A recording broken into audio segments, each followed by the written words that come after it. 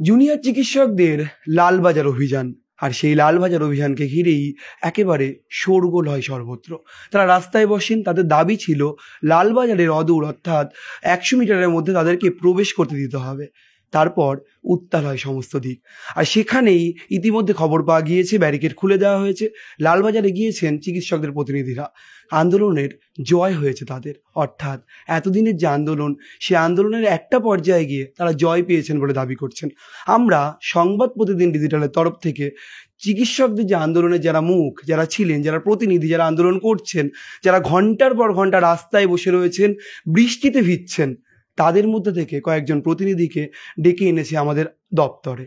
তারা এসছেন, আমরা তাদের আমন্ত্রণ জানিয়েছি শুধু আসার জন্য, তাদের মুখ থেকে শোনার জন্য এই যে আন্দোলন, এই যে কুৎসা, তথ্য প্রমাণ লোপাট, এই নিয়ে বারবার যে প্রশ্ন উঠছে, প্রতিষ্ঠানের বিরুদ্ধে প্রশ্ন উঠছে, সেই প্রশ্ন কেন তারা আন্দোলন করলেন, তারা কিভাবে জয় পেলেন, আদৌ কি জয় পেয়েছেন। আমি সরাসরি যাব, আমি জুনিদের কাছে যাব। জুনিদ, আপনারা জিতেছেন, বিজয়ী ভব অনেকে বলছেন, কিন্তু এখনো পথ বাকি, অনেকটা পথ বাকি। এই মুহূর্তে যে জয় এলো কিভাবে, এবং এই আন্দোলনটা আপনারা করছেন, রাস্তায় বসেছেন, সব মিলিয়ে কি বলবেন? এই জয়টা অবশ্যই আন্দোলনের জয়, এবং এতদিন দীর্ঘদিন ধরে যে অক্লান্ত পরিশ্রম করে প্রত্যেক ছাত্র, ডাক্তার এবং হসপিটাল কর্মী, তারা সবাই যেভাবে অক্লান্ত পরিশ্রম করে থেকেছেন আন্দোলনে, এটা তারই একটা জয়ের অংশ, এবং আরও জয় বাকি আছে। এবং প্রত্যেকটা যেহেতু সরকার আমাদের কিছু কিছু স্টেপস মেনেছে এবং কিছু কিছু মানেনি, ঠিক আছে, সেই জন্য এই মুহূর্তে আন্দোলনটা বৃহত্তর আকারে আরও যেতেও পারে সেক্ষেত্রে, কারণ প্রত্যেকটা দাবি দেওয়া এই মুহূর্তে মানা হয়নি আপাতত, ঠিক আছে। এবং আজকে যে ডেলিগেশনের ব্যাপারটা হলো, মাস ডেপুটেশনের যে ব্যাপারটা হলো, সেটাও আমি মনে করি যে অবশ্যই আন্দোলনের জয় এটা, ঠিক আছে। এবং আগামী দিনে দেখা যাক যে আরও কি আমাদের সম্ভব হয় এটা থেকে।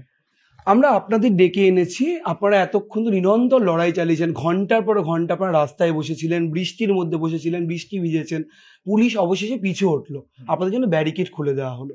এই আন্দোলন কাল থেকে আপনারা করছেন, মূল দাবিগুলো কি কি ছিল আপনাদের? আমাদের প্রাথমিকভাবে পুরো আন্দোলনের যে দাবিটা ছিল, যে আমাদের মেন দাবি হচ্ছে জাস্টিস। আমাদের দিদির জন্য আমাদের জাস্টিস চাই, এবং এই জাস্টিসের পথে যারা বাধা হয়ে দাঁড়িয়েছে, যারা তথ্য প্রমাণ লোপাটে সহায়তা করেছে, আমরা মনে করছি যে কলকাতা পুলিশ সম্পূর্ণরূপে ব্যর্থ হয়েছে। আমরা তার সেই কারণে এই লালবাজার অভিযানটা চালাই, যে সিপি বিনীত গোয়েলের পদত্যাগের জন্য, এবং এই আন্দোলনের ফলেই আজকে কিন্তু আমরা সফল হয়েছি। আজকে কলকাতা পুলিশকে আমাদের ডেপুটেশন মেনে নিতে বাধ্য হয়েছে। প্রায় 17-18 ঘন্টা আপনারা 17-18 ঘন্টা রাস্তায় বসে রয়েছেন, পুলিশ কোনো কিছু বলছিল না, সাড়া দিচ্ছিল না, বারবার আলোচনা চলছিল, তারপর অবশেষে খুলে দেওয়া হলো ব্যারিকেড। এই যে এতক্ষণের যে লড়াই, সাধারণ মানুষ এসে আপনাদের সাহায্য করছিল, এই লড়াই নিয়ে কি বলবেন? এই লড়াইটা অবশ্যই, এই গণতান্ত্রিক পরিবেশে লড়াই তো হবেই, অথরিটির বিরুদ্ধে কথা উঠবেই, এবং এখানে এই লড়াইয়ের মধ্যে এটাই দেখা গেল যে আলটিমেটলি আমাদের আন্দোলনেরই জয় হলো। যদি আমরা দৃঢ়ভাবে টিকে থাকতে পারি এই আন্দোলনে, আমরা জাস্টিস নিয়ে অবশ্যই ফিরব। বিনীত গোয়েল পদত্যাগ এখনো করেননি, তিনি সরেননি, কিন্তু আপনাদের মূল দাবি ছিল গতকাল থেকে শির দ্বারা অর্থাৎ স্পাইন নিয়ে গেছেন, আপনারা গোলাপ ফুল দিয়েছেন, বেনজির ছবি দেখেছে, তিলোত্তমা শুধু নয় বিশ্বব্যাপী এই ছবি, বিনীত গোয়েলের যে পদত্যাগের দাবি, এখনো কি আপনার পদত্যাগের দাবিতে অনড়? অবশ্যই অনড়, কারণ জিনিসটা হচ্ছে গিয়ে পুরোটাই বুঝতে হবে যে কোনোটাই হচ্ছে গিয়ে আন্দোলনের বাদ দিয়ে কিছু নয়। আমরা সেই জন্য হচ্ছে গিয়ে সাধারণ মানুষকেও হচ্ছে গিয়ে আবেদন জানাচ্ছি যে আপনারাও এই আন্দোলনে যোগ করুন। আর এখানে হচ্ছে গিয়ে সম্পূর্ণ এটা অ্যাপলিটিক্যাল একটা আন্দোলন, যেটা হচ্ছে গিয়ে আমাদের প্রথম দিন থেকেই দাবি। তো সেই জন্য আমরা চাই যে সবাই আপনারা যোগদান দিন আর আমাদের সাথে এই আন্দোলনে থাকুন। আর আপনারা সবাই হচ্ছে গিয়ে কোনো রকমের হচ্ছে গিয়ে অ্যাপলিটিক্যাল যে জিনিসটা আমাদের দাবি হচ্ছে, কোনো রাজনৈতিক পতাকা না নিয়ে আমাদের সাথে যোগদান করুন আর আমাদের এই আন্দোলনকে আরও এগিয়ে নিয়ে যান। শাসক দলের বহু নেতা, যেখানে মুখ্যমন্ত্রী মমতা বন্দ্যোপাধ্যায় বা অভিষেক বন্দ্যোপাধ্যায়ের ভূমিকা নিয়ে প্রশ্ন কেউ তুলেছেন, কেউ তোলেননি, কে ঠিক কে ভুল, নানান বিতর্ক রয়েছে। শাসক দলের অনেক নেতা, সুখেন্দু শেখরের মতো নেতারা, কুণাল ঘোষও মাঝে মাঝে মন্তব্য করছেন, আপনাদের পাশে দাঁড়িয়েছেন তারা। অনেকেই আকার ইঙ্গিতে বোঝানোর চেষ্টা করছে আমরাও তোমাদের পাশে আছি। এই যে আপনি বলছেন অরাজনৈতিক আন্দোলন, অনেক বিভিন্ন দলের নেতারা। আমি আপনার কাছে এই প্রশ্নেই যাবো, আপনারা মুখ্যমন্ত্রীর পদত্যাগ দাবি করছেন, আপনারা বিনীত গোয়েলের পদত্যাগ দাবি করছেন, কিন্তু বিনীত গোয়েল পদত্যাগ না করলে, এই যে গেছে আপনাদের প্রতিনিধিরা, এর পরবর্তী পদক্ষেপ বা সিদ্ধান্ত কি হবে?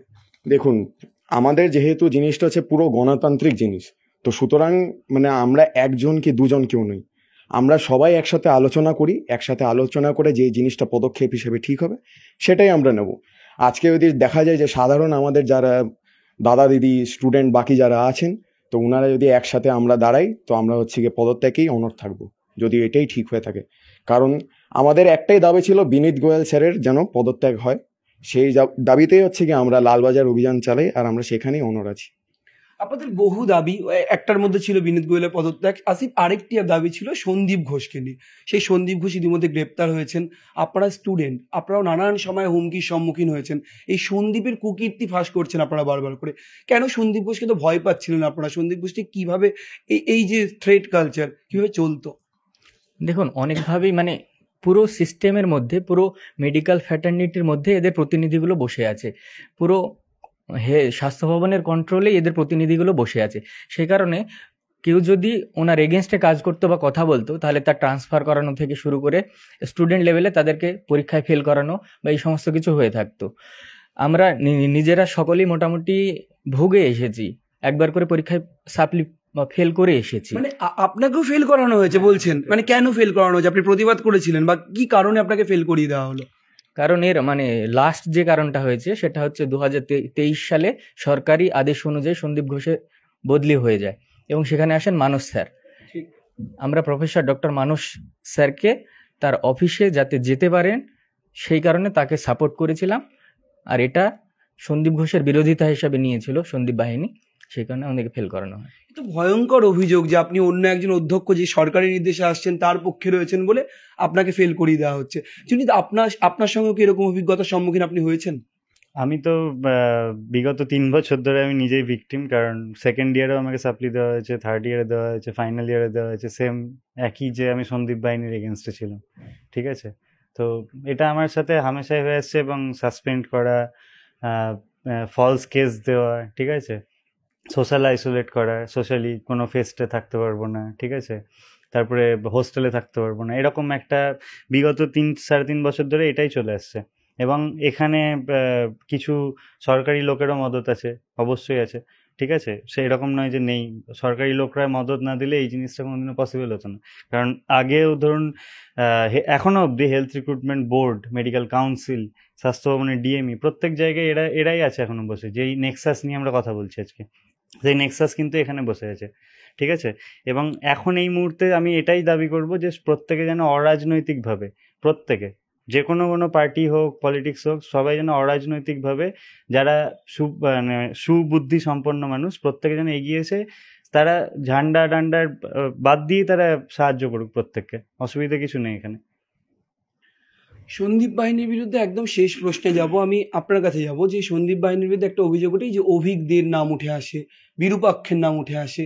এরা কিভাবে, এই সন্দীপ বাহিনী একজোট হয়ে এরা কিভাবে ঝামেলা সৃষ্টি করতো বা বিভিন্ন অডিও টেপ ভাইরাল হচ্ছে, আমরা জানি না কে করেছে না করেছে, এই বিষয়টি কি করে চলতো, এই লাল জামা বেগুনি জামা? দেখুন, এটা হচ্ছে এটা পুরোটা নেক্সাস।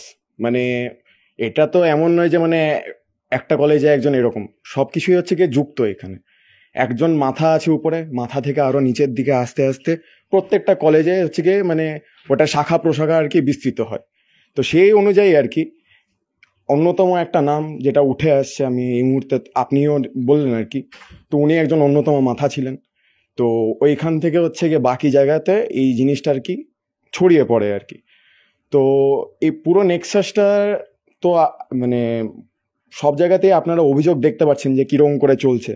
আর আজকে সন্দীপ ঘোষকে হচ্ছে গিয়ে ফাইন্যান্সিয়াল করাপশনের জন্য হচ্ছে অ্যারেস্ট করা হয়েছে। তো আমার মনে হয় না যে এর বেশি আর কিছু বলা উচিত যে কি কাণ্ড কি হয়েছে, কারণ financial corruption was the most important thing, যার জন্য হচ্ছে কি আজকে সন্দীপ ঘোষের অ্যারেস্ট করা হয়েছে। এই মৃত্যুর পেছনে কি এরকম আর্থিক দুর্নীতি, এই বিষয়টা খানিক কোনো না কোনো ভাবে যুক্ত থাকতে পারে প্রত্যুষ? সেটা তদন্ত সাপেক্ষ পুরোটাই, কিন্তু এতদিন ধরে আমরা থ্রেড কালচারটা ফেস করে এসেছি, দেখে এসেছি, তো তার একটা আলটিমেট কালমিনেশন এটা হলেও হতে পারে। সেই ক্ষেত্রে এটা আমরা এখনই বলে দিতে পারছি না যে এটার জন্য না বা এটার জন্যই, ডিরেক্টলি অ্যাসোসিয়েট করতে না পারলেও এটার যে অনেকখানি দায়ী এটার পেছনে, এটা তো বলাই যায়। আন্দোলন চলবে এখনো? হ্যাঁ, আমাদের দাবি যতক্ষণ না পূরণ হবে আন্দোলন চলবে। একটা জিনিস আমি ক্ল্যারিফাই করতে, হয়তো অনেকের মনে হতে পারে যে আমরা কার সাথে দেখা করতে এসেছিলাম বা এরকম কিছু। আমি এটা বলতে চাই যে আমরা ইনভাইটেড ছিলাম প্রতিদিনের অফিসে, এবং লাইভের জন্য আমাকে ইনভাইট করা হয়েছিল, সেই জন্য আমরা এসেছি এখানে।